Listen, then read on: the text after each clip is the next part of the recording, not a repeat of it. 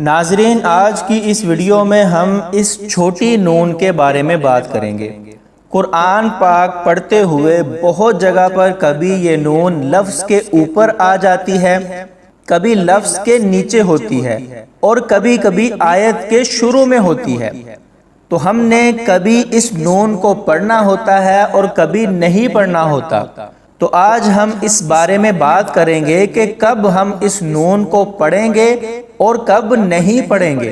اس لیے ویڈیو کو مکمل دیکھیے گا تاکہ اچھے سے سمجھ آ سکے۔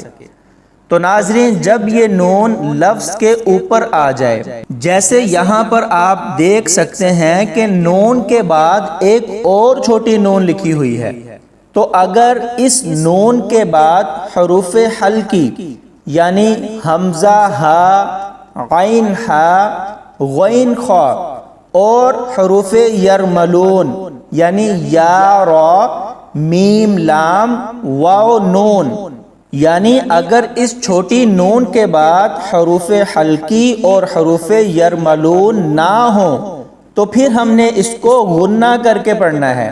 کیسے؟ نعجل، نعجل مؤمنین۔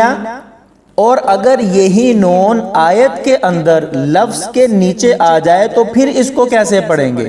یعنی آپ دیکھ سکتے ہیں کہ اس آیت میں چھوٹی نون اس لفظ کے نیچے ہے، تو اس کو ہم نے آگے والے حرف کے ساتھ ملا کر پڑھنا ہے، یعنی خیر نطمئن، نطمئن، یعنی نون کو طوا کے ساتھ ملا کر پڑھیں گے۔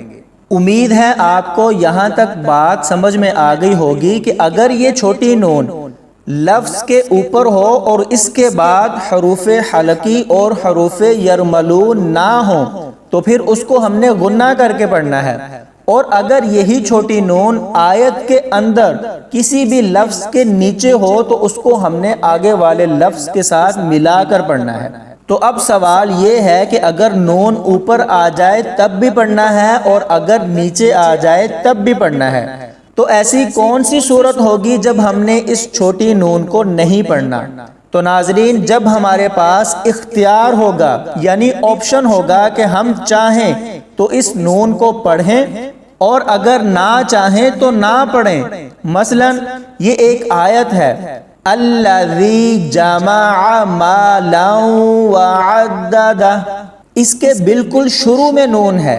اب یہاں صورتحال یہ ہوگی کہ اگر ہم اس سے پچھلی آیت کو اس آیت کے ساتھ ملا کر پڑھیں گے تب ہم نے اس نون کو پڑھنا ہے، اور اگر ہم ان دونوں آیتوں کو ملا کر نہیں پڑھتے تو ہم اس نون کو بھی نہیں پڑھیں گے۔ مثلا وَيْلٌ لِكُلِّ ہُمَزَةٍ لُمَزَةٍ الَّذِي جَمَعَ مَالًا وَعَدَّدَهُ، تِلُّمَزَةٍ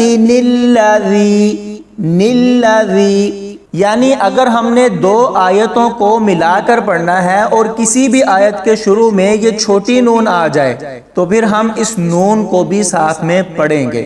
تو یہ وہ صورت ہے، یہ وہ کنڈیشن ہے جہاں پر ہم نون کو پڑھ بھی سکتے ہیں اور چھوڑ بھی سکتے ہیں۔ تو ناظرین، مجھے امید ہے کہ آپ کو یہ ساری بات سمجھ میں آ گئی ہوگی، لیکن اگر پھر بھی آپ کے ذہن میں کوئی سوال ہو تو آپ مجھ سے کمنٹ کے ذریعے پوچھ سکتے ہیں۔